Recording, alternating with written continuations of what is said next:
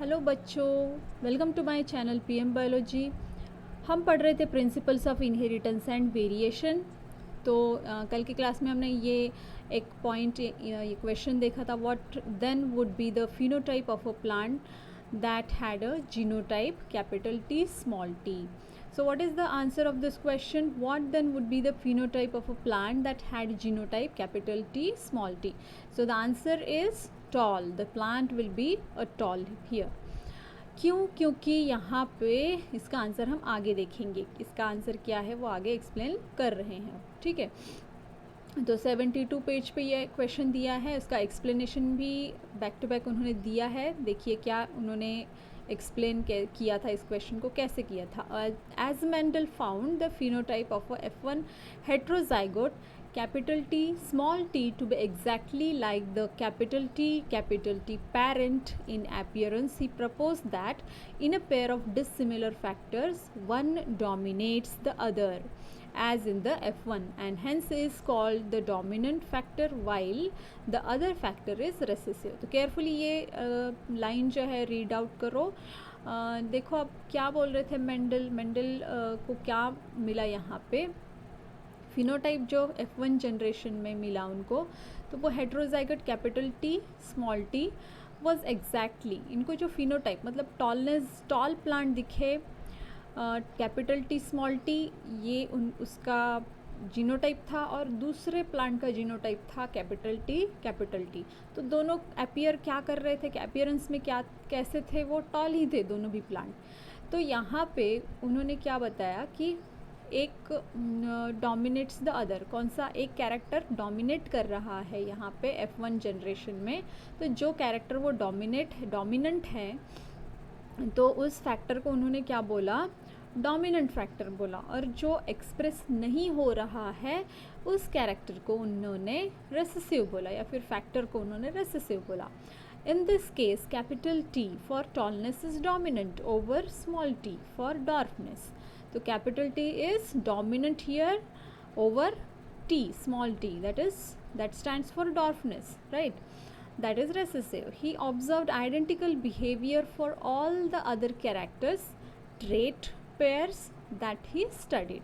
तो यहाँ पे नॉट ओनली द टॉलनेस और dwarfness he found here, but in other cases in other plants like colour, different colours of flowers. तो दो उन्होंने जो भी कलर लिए थे वाइट एंड पर्पल, उसमें जो डोमिनेंट था पर्पल कलर वही उनको फर्स्ट जनरेशन में दिखा और एक एक्सप्रेस नहीं हुआ. तो वाइट वाला एक्सप्रेस नहीं हुआ, उन्होंने उसको रेसेसिव बोला, और जो एक्सप्रेस हो रहा था उसको उन्होंने डोमिनेंट बोला.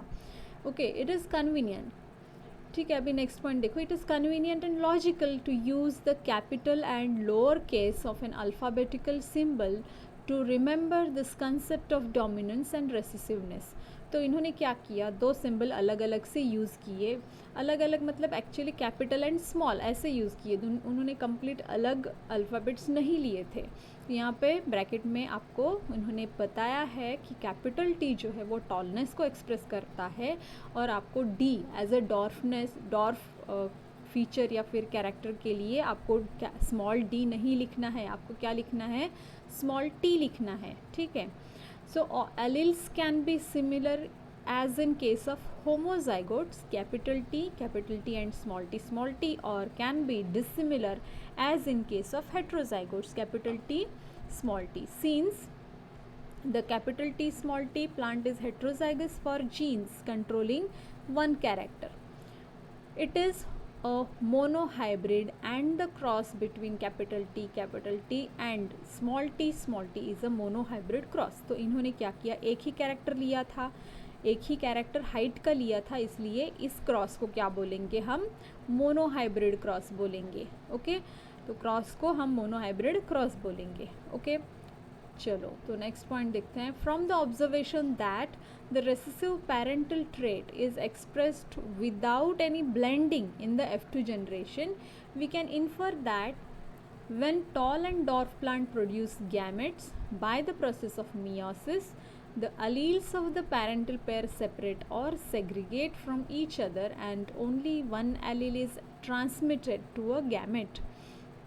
तो यहाँ पे इन्होंने F2 जनरेशन जो देखा तो इनको क्या मिला, ब्लेंडिंग नहीं मिली, blending of the characters is not found here, and from that they infer that when the tall and dwarf plant produce gametes, जो भी tall plant और dwarf plant की gametes बनते हैं by the process of meiosis, तो meiosis के process में जो gametes बनेंगे वो gametes क्या करेंगे, एक दूसरे के मतलब alleles of the parental pair separate or segregate from each other and only one allele is transmitted to gamete. तो सेपरेशन होता है मतलब ही सेग्रीगेशन होता है एलील्स का, लेकिन एक ही गैमेट में एक गैमेट में एक ही एलील आएगा। Only one allele is transmitted to a gamete, एक गैमेट में एक एलील आएगा।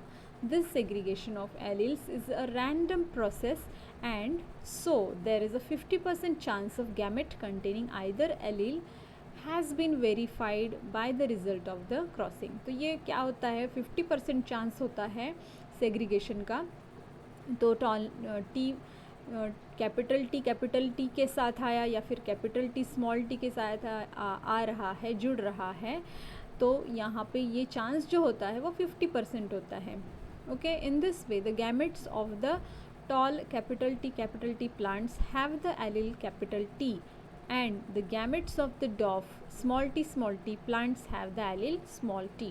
During fertilization the two alleles, तो फिर आगे चल के fertilization जब हो रहा था तब two alleles capital T from one parent say through the pollen and small t from the one parent then through the egg are united to produce zygotes that have one capital T allele and one small t allele. तो यहाँ पे जो fertilisation हो रहा था वहाँ पे भी उन्होंने क्या देखा कि स्मॉल टी और capital T are united to produce zygotes that have one capital T allele and one small T allele. In other words hybrids have capital T small T. तो हाइब्रिड में क्या आएगा, कैपिटल टी स्मॉल टी आएगा। Since these hybrids contain alleles which express contrasting traits, तो यहाँ पे क्या दिखा रहा है ये कंट्रास्टिंग ट्रेड्स। कंट्रास्टिंग मतलब एक तो टॉल है और दूसरा डॉर्फनेस मेंशन करता है, एक्सप्रेस करता है, राइट।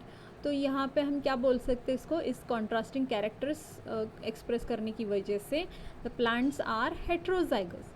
नो डाउट कि capital T small T tall ही रहेगा, लेकिन उसका जो जीनोटाइप है वो कैपिटल टी स्मॉल टी है, इसलिए हम उसको क्या बोलेंगे, हेट्रोजाइगस प्लांट बोलेंगे। The production of gametes by the parents, the formation of the zygotes and F1 and F2 plants can be understood from a diagram called Punnett square. तो ये जो गैमेट्स फॉर्म करते हैं by the parents, the formation of zygotes, the F1 and F2 plants can be understood. तो F1 के plant और F2 के plant कौन से मिलेंगे, उसका जीनोटाइप क्या होगा, वो हमें किस डायग्राम से पता चलता है, कैसे हम अंडरस्टैंड कर सकते हैं उसको हम समझ सकते हैं प्यूनेट स्क्वायर से। तो यहाँ पे इन्होंने 5.4 इस डायग्राम में उन्होंने प्यूनेट स्क्वायर के साथ उसका जो फिनोटाइप वो भी दिखाया है और जीनोटाइप भी दिखाया है, ठीक है। तो it is a graphical representation to calculate the probability of all possible genotypes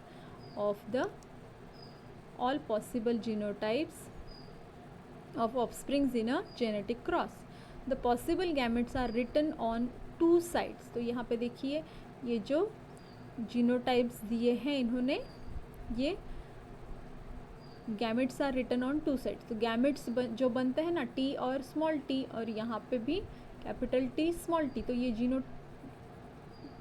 ये गैमेट्स बनते हैं इसके। ये देखिए यहाँ पे ये दो गैमेट्स है और यहाँ पे स्मॉल टी गैमेट्स है। क्यों? क्योंकि हमने ये टॉल प्योर प्लांट लिया था और डॉर्फ का भी प्योर प्लांट लिया था। तो यहाँ पर हम एक साइड में क्या लिखेंगे, उसके गैमेट्स। तो क्या गैमेट, ऑब्वियसली कैपिटल टी, तो ये दो गैमेट इसके यहाँ पे हमने लिख दिए, और डॉर्फ प्लांट का हमने स्मॉल टी लिख दिया, ठीक है। तो यहाँ जो कैपिटल टी है ये स्मॉल टी के साथ जुड़ गया, फ्यूज़ हो गया, तो यहाँ पे मिला हमें कैपिटल टी स्मॉल टी। यहाँ पे same capital T small T, ठीक है। फिर capital T small T again and capital T small T. ये मिला हमें F1 जनरेशन में। अब हमें इसको सेल्फिंग करना है। सेल्फिंग मतलब कैपिटल सेम प्लांट को क्रॉस करना है। सेम प्लांट है टॉल और यहाँ पे टॉल, जीनोटाइप्स भी इसके कैपिटल टी स्मॉल टी है और यहाँ पे भी कैपिटल टी स्मॉल टी है। उसका सेल्फिंग करके फिर से हमें गैमेट्स कौन से मिल रहे हैं, कैपिटल टी स्मॉल टी लिख दिया हमने, कैपिटल टी स्मॉल टी, और यहाँ पे भी same capital T small T. ऐसे दो गैमेट्स यहाँ पे प्यूनेट स्क्वायर में हमने बना लिए। और फिर हमें क्या मिल रहा है यहाँ पे, capital T will come together. Here you will get a pure homozygous tall plant. Here you are getting capital T and small t. Even though अभी यहाँ पे कैपिटल स्मॉल टी भी है फर्स्ट, तो आपको लिखना डोमिनेंट वाला पहला लिखना चाहिए आपको। यहाँ पे कैपिटल टी स्मॉल टी, तो this is heterozygous tall plant, this is also heterozygous tall plant, now this is homozygous dwarf plant. ठीक है, तो एक आप फिनोटिपिक रेशो अगर देखते हो तो आपको क्या मिलता है, 3:1 मिलता है। फिनोटिपिक रेशो क्या मिलता है, टॉल कितने हैं, 1, 2 and 3, these are 3 tall plants, और ये वाला जो है ये प्लांट है डॉर्फ प्लांट। अब ये रहा फिनोटिपिक रेशो 3:2 और 3:1 is the phenotypic ratio of this F1 generation. And what about the genotypic ratio then, genotypic ratio will be 1:2:1।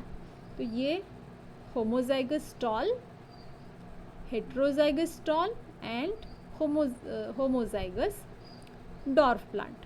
Okay, understood?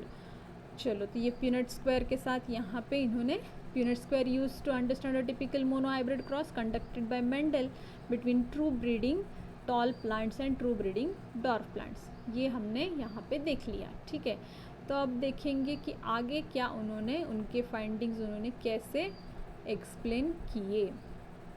Okay, हम कहाँ तक आए थे, तो इन्होंने जो प्यूनेट स्क्वायर का एक्सप्लेनेशन दिया था यहाँ तक हमने एंड अप किया था, which generates a square out. The Punnett square shows the parental tall capital T male and dwarf small T female plant, the gametes produced by them, ये हमने सब देख लिया। ठीक है, तो नेक्स्ट क्या है, चलो, from the Punnett square it is easily seen that, क्या दिखा आपको यूनिट स्क्वायर में, 1/4 of the random fertilisation lead to capital T.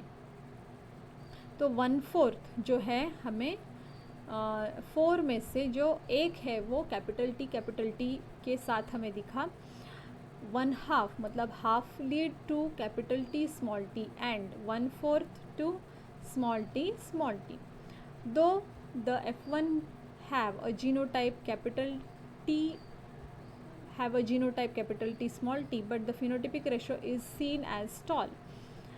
At F2, 3/4 of the plants are tall, where some of them are capital T while others are capital T small t. Externally, it is not possible to distinguish between the plants from the genotypes capital T and capital T small t.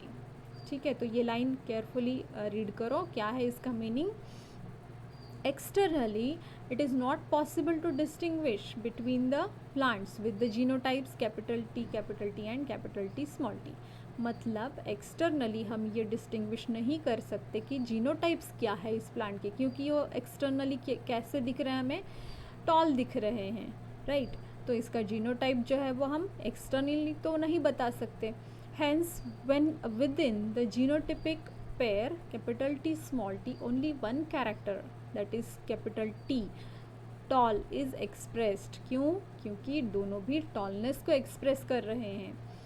Hence, the character capital T is said to be dominant over the allele small t और dwarf character, है ना, क्योंकि यहाँ पे tallness दिख रहा है आपको, express हो रहा था, even though they are having capital T small t as its genotype, but still we have to say that as it is expressed, that character is dominant over the small t, that is dwarf character.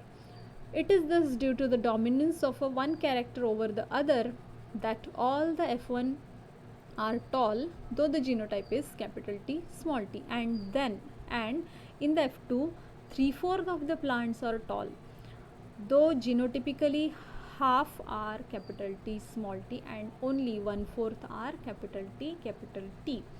This leads to a phenotypic ratio 3/4 tall, 1/4 capital T plus half T T, मतलब एक ही था जो capital T के साथ था, homozygous tall था, और heterozygous tall कितने मिले हमें, एक ही मिला, दो में से एक ही मिला, and 1/4 small T homozygous dwarf plant, that is 3:1 ratio. इसी रेशो को यहाँ पे एक्सप्लेन किया है पूरा कंप्लीटली विथ रीजंस के साथ. इन्होंने क्या दिया है इस पैराग्राफ में, उसका एक्सप्लेनेशन दिया है. जस्ट आपको एकदम से आराम से इसको पढ़ना है, बस आपको अच्छे से समझ में आ जाएगा. ठीक है. फिर इन्होंने क्या बोला, फिर इसको थोड़ा सा मैथमेटिकली इन्होंने क्या किया, मैथमेटिकली एक्सप्रेस किया था. तो मैथमेटिकल एक्सप्रेशन कैसे किया इन्होंने कि 1/4 इन्होंने रेशो में लिखा है, देखो 1/4 1/2 1/4 रेशो. तो capital T is to ratio capital T small T ratio T is mathematically condensable to the form of a binomial expression. तो बाइनोमियल एक्सप्रेशन के साथ इन्होंने क्या किया, इसको एक्सप्रेस किया है ax plus by bracket square that has the gametes bearing genes capital T or small t is in equal frequency of half. The expression is expanded, तो इसको expand किया है इन्होंने half t plus 1/2 t bracket square is equal to 1/2 capital T plus 1/2 small t into 1/2 capital T plus 1/2 small t is equal to 1/4 capital T plus 1/2 capital T small t plus 1/4 small t. ऐसा इन्होंने expand किया इस expression को. Then Mendel अभी क्या किया, अब next उन्होंने क्या किया है वो हमें समझना है. तो मेंडल ने क्या किया, self pollinated the F2 plants and found that dwarf F2 plants continue to generate dwarf plants in F3 and F4 generations also. तो इन्होंने जब सेल्फ पॉलिनेशन किया F2 प्लांट्स का and found that dwarf F2 plants continue to generate dwarf plants in F3 F4. तो आगे भी next generation F3 हो या F4 जनरेशन हो, इनको जो डॉर्फ प्लांट्स थे उनको वो भी एक्सप्रेस हो रहे थे बार बार आगे भी. He concluded that the genotype of the dwarf was homozygous small t. तो इन्होंने कंक्लूजन क्या निकाला, that genotype of dwarf was homozygous small t. अब और एक क्वेश्चन यहाँ पे दिया है, देखो, what do you think he would have got had he self pollinated a tall F2 plant. तो आपको क्या लगता है कि इन्होंने मेंडल ने सेल्फ पॉलिनेट किया F2 प्लांट का, टॉल प्लांट का F2 जनरेशन में इन्होंने सेल्फ पॉलिनेशन किया है या नहीं.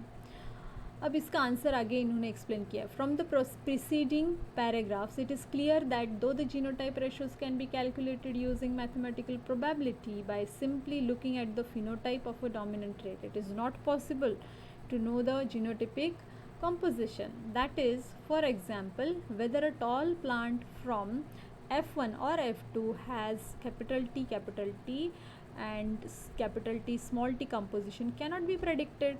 तो आपने क्रॉस भी किया तो भी आपको समझ नहीं आएगा कि एग्जैक्टली कौन से कॉम्बिनेशन में ये प्लांट्स है. जीनोटिपिक रेशो और जीनोटिपिक जो कॉम्बिनेशन है वो क्या है, या फिर जीनोटाइप उसका क्या है प्लांट का, ये हमें प्रेडिक्ट कर नहीं सकते हम एक्सटर्नली.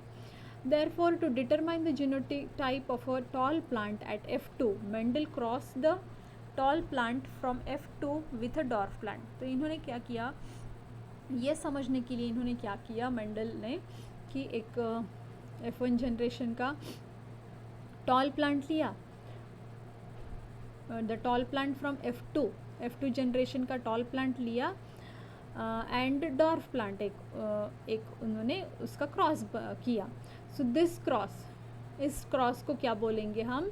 Test cross. तो इन्होंने क्या बोला था? इसको टेस्ट क्रॉस बोला था. इन अ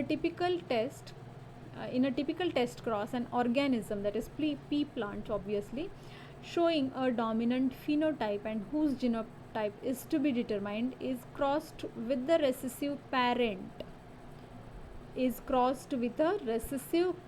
instead of self crossing. तो आगे जाके इन्होंने सेल्फ क्रॉसिंग करने के बजाय इन्होंने क्या किया? F2 जनरेशन का एक टॉल प्लांट ले लिया और उन्होंने रेसेसिव पेरेंट को क्रॉस किया. उन्होंने क्रॉस किसके साथ किया? रेसेसिव पेरेंट के साथ किया. मतलब पेरेंट का एक रेसेसिव प्लांट ले लिया, जैसे डॉर्फ प्लांट ले लिया, और टॉल जो F2 जनरेशन में उनको टॉल प्लांट मिला था, ये दोनों को इन्होंने क्रॉस कर दिया. द प्रोजेनीज, अभी उनको क्या मिला? The progenies of such a cross can easily be analyse to predict the genotype of the test organism. Figure 5.5 shows the result of typical test cross where violet color flower is dominant over white color flower. तो यहाँ पे 5.5 में उन्होंने उनके result बताए हैं, show किए हैं, जहाँ पे आपको वायलेट कलर एंड जो वाइट फ्लावर है उसके क्रॉस में आपको वायलेट कलर डोमिनेंट है, ये यहाँ पे दिखेगा. तो देखो, ये होमोजाइगस रेसेसिव था, स्मॉल w, और होमोजाइगस रेसेसिव स्मॉल w. तो इनको होमोजाइगस रेसेसिव दोनों भी स्मॉल w, ये स्मॉल w. तो यहाँ पे इसके साथ ये जो प्लांट है डोमिनेंट जीनोटाइप, ये कैपिटल W, और ये कैपिटल W स्मॉल w. तो इसके साथ क्रॉस, और ये जो है plant capital W small w, इसके साथ क्रॉस. तो ये कैसे बनेंगे? गैमेट्स कैपिटल W इसके हैं, इस फ्लावर के, मतलब पर्पल फ्लावर के जो दो जीनोटाइप है वो दिख रहा है आपको, कैपिटल W. तो इसके जो गैमेट्स बनेंगे सेम बनेंगे, capital W and capital W. अब यहाँ पे जो वाइट फ्लावर है इस होमोजाइगस रेसेसिव, उसके जो गैमेट्स है वो स्मॉल w आएंगे. तो यहाँ पे क्रॉस इस प्यूनेट स्क्वायर में आपको कैसे मिलेगा? क्रॉस होने के बाद क्या रिज़ल्ट मिलेगा? उसके जो F1 जनरेशन है, ये जो जनरेशन है यहाँ पे आपको मिलेगा कैपिटल W स्मॉल w, मतलब ये पर्पल है. कैपिटल W स्मॉल w मतलब ये भी, इसका फिनोटाइप भी पर्पल है. Capital W small w, again same, all are purple flowers, all flowers are violet use किया है इन्होंने, वायलेट बोलेंगे हम भी. तो रिज़ल्ट क्या मिला हमें? इंटरप्रिटेशन क्या बोला? Unknown flower is homozygous dominant. तो ये पूरे होमोजाइगस डोमिनेंट थे, होमोजाइगस नहीं है, ये हेट्रोजाइगस डोमिनेंट है. अब यहाँ पे क्या हुआ? इस केस में क्या हुआ? ये हेट्रोजाइगस वायलेट फ्लावर है और यहाँ पे वाइट फ्लावर को क्रॉस कर दिया. तो यहाँ पे capital W small w, capital W small w, ये दोनों भी फ्लावर पर्पल या फिर वायलेट होंगे. और यहाँ स्मॉल w ये इसके साथ आएगा, ये यहाँ पे फ्यूज़ होगा, तो दोनों भी फ्लावर वाइट रहेंगे. So half of the flowers are violet and half of the flowers are white. तो unknown flower is heterozygous, unknown flower is homozygous. तो यहाँ पे अननोन फ्लावर इज़ होमोजाइगस कहाँ? यस, मीनिंग क्या हो सकता है यहाँ पे? इसका मीनिंग ये है कि यहाँ पे एक भी इनको होमोजाइगस मिला ही नहीं, इनको पूरे हेट्रोजाइगस मिले, और यहाँ पे दो इनको होमोजाइगस वाइट फ्लावर मिले और दो हेट्रोजाइगस पर्पल फ्लावर मिले या फिर वायलेट फ्लावर मिले, राइट. तो ये प्रेजेंटेशन, ये डायग्रामेटिक रिप्रेजेंटेशन है टेस्ट क्रॉस का. ये क्या था? टेस्ट क्रॉस का प्रेजेंटेशन था. Based on his observations on monohybrid crosses, Mendel proposed two general rules to consolidate his understanding of inheritance in monohybrid crosses. Today, these rules are called principles or laws of inheritance. The first law or a law of dominance and the second law or law of segregation. तो इन्होंने इसके basis पे Mendel ने क्या किया, दो जो laws थे, फर्स्ट लॉ ये लॉ ऑफ डोमिनेंस और then second law is law of segregation. ये दो लॉ उन्होंने एक्सप्लेन किए थे यहाँ पे, या फिर रूल उन्होंने बताए थे. ठीक है, तो ये law of dominance and law of segregation और थर्ड लॉ है, वो पूरे लॉ हम नेक्स्ट क्लास में डिस्कस करेंगे. आई होप यहाँ तक आपको क्लियर हुआ है. तो नेक्स्ट क्लास में हम आगे की पॉइंट्स क्लियर कर लेंगे और एक्सप्लेनेशन डिस्कशन भी करेंगे इस आगे की पॉइंट का. तब तक के लिए take care, keep studying, keep learning and goodbye. Thank you so much.